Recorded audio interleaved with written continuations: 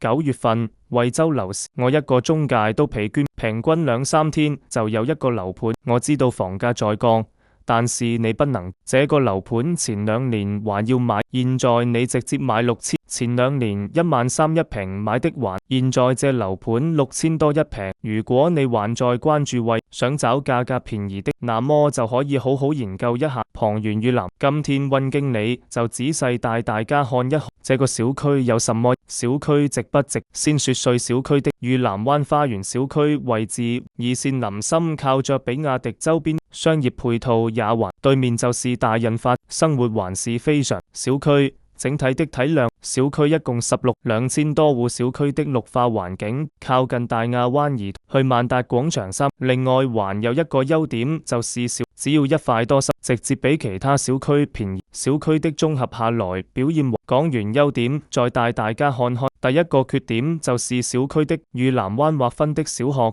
崇德小學教學質，距離學校的距離也要2.1公里，每天上學。第二個缺點就是周邊的小區左右都被工廠環境，人員的流動性也。第三個缺點就是小區，從小區的外立面可以看出來，小區在售的戶型使用率82平米做98和111平米的戶型怪，每個房間都不大，對比其他小區來說沒有。去深圳沙田地鐵口大約6公里，惠陽高鐵站4公里。樓盤御南灣花園，如果你那麼這個小區還是非，現在價格算下來性價比，3房的戶型首月供只要2000，開發商還送在附近上班的真的比。如果你有想在惠州買房，或者想了解更多惠州樓市，可以加入移民的3000人份，群裏都是準備入或者已經入手惠州，大家可以一起分享。感興趣的私信。